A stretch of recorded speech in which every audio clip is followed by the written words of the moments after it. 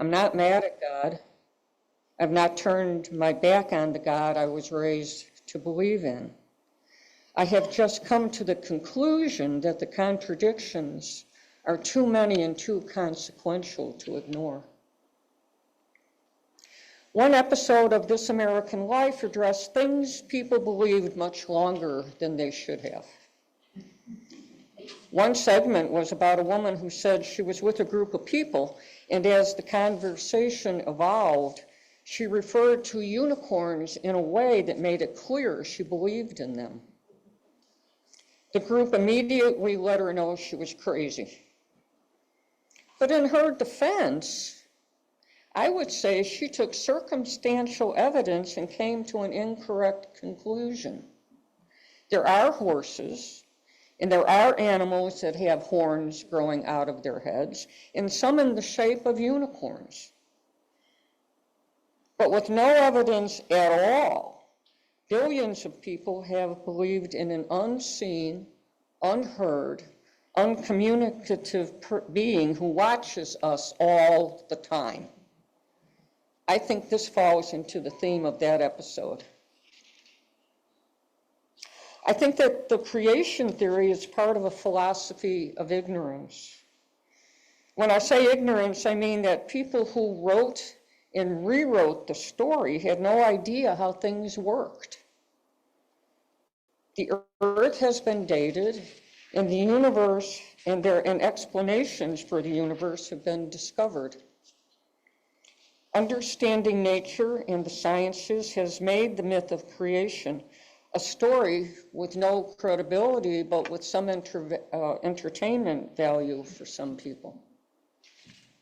But let's for a moment say it's true.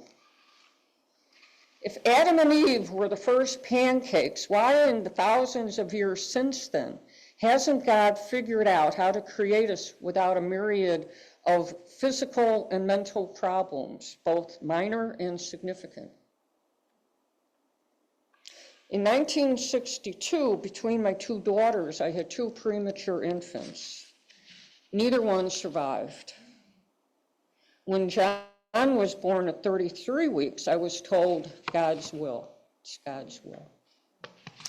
When Eileen was born, exactly 9 months later, at 28 weeks, I was told God works in mysterious ways. It was neither of those things. The science just hadn't progressed to the point of saving such young neonates. I don't believe that God is intimately involved in each and every conception.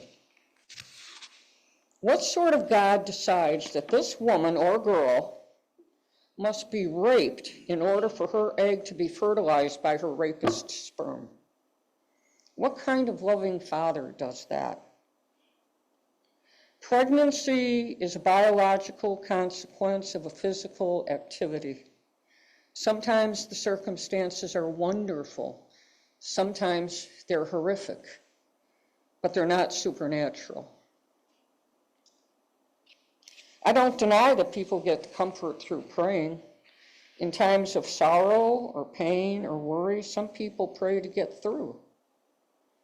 American slaves were mostly religious, and after thinking about it a lot, I think I understand why. If you couldn't believe that your situation and your pain would be rewarded after death, life would be too much. You'd lose your mind. So if praying helps you, do it. If you pray for something, no one will stop you. But please, God, let me win the football pool. Or please, God, help me find an apartment at a price in the neighborhood I want to live in. Or please, God, guide me to a good parking spot, are not prayers that require supernatural intervention. God doesn't seem to have a good track record regarding those. How many millions of people have prayed that their mother will recover from a stroke, their spouse will survive a car accident, or their child will not starve to death in a war zone, only to be disappointed? When my husband was diagnosed, a friend of his included him in a prayer circle at his church. Another friend sent him prayer cards of saints. One was a priest whose specialty was cancer. I hoped the treatments would work. I think hope and prayers are the same. I hope this works. Please, God, let this work. Hope and prayers ended up doing the exact same thing. They gave us all a vision of the future that didn't come true. The 19th century novelist Samuel Butler said, "Prayers are to men as dolls are to children. They're not without use and comfort, but it's not easy to take them seriously." Some convincing examples of situations that would demonstrate a supernatural help in the lives of people would be a tsunami that stops before it hits a populated area, an earthquake that is diminished in intensity in a city, or a flood that recedes before it kills anyone. But once these events begin, they don't stop. No one expects them to. It would take divine intervention, which never happens. Sam Harris has said, either God can do nothing to stop catastrophes, or he doesn't care to, or he doesn't exist. God is either impotent, evil, or imaginary. If you heard a person crying out to Poseidon for help during a hurricane, you'd immediately think that person had lost their senses. But with no more evidence, if you heard a person praying to God, you wouldn't be surprised and you wouldn't doubt their sanity. A man named Stephen Roberts once said, "We're all atheists. I just believe in one less God than you do." Problems in this world are taken care of by God. Excuse me, that is not what I meant to say. Problems in this world are taken care of by people, not God. It was people who stopped slavery and Jim Crow. It was people who fought and died to stop the Nazis and end the Holocaust. It was victims and families that exposed the scandal of religious sexual abuse.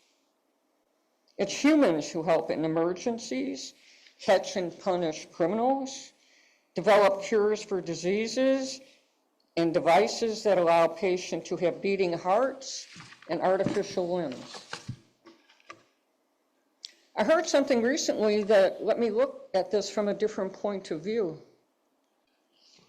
Why does God make it so hard to believe that he exists? There are other extraordinary forces that have been part of the human experience since the beginning of time. People have been dealing with gravity without knowing how it worked. Most people probably didn't even think about it before Isaac Newton figured it out. Time does not need to be talked about on a regular basis. Books are not written and meetings are not held bi-weekly and weekly to convince people that it exists. Gravity and time are so integrated in our lives, we do not need specially trained leaders to explain their purposes. The sun heats and lights, the moon, stars, and planets are a constant presence. Oxygen does not need defenders to prove it's real. So I wonder, why is God so hidden and mysterious? Maybe God isn't here.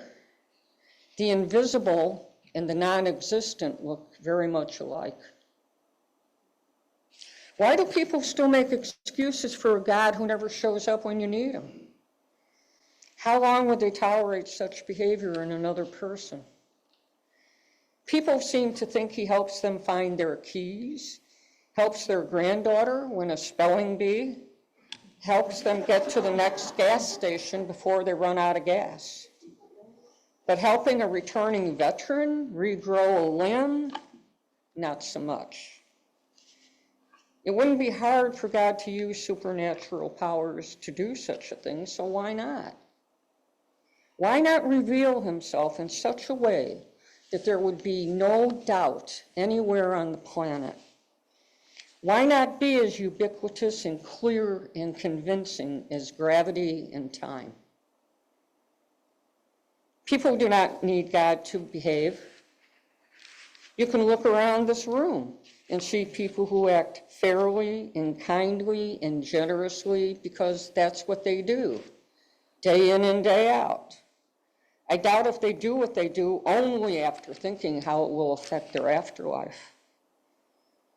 It only takes a cursory search of world geography to learn that France, Denmark, Sweden, and Norway are the least religious countries, but have policies and programs that benefit all their citizens. They tend to have lower crime rates in violent crime and tend to score higher on happiness scales. 62% of people in the United States identify as Christians. Enough said.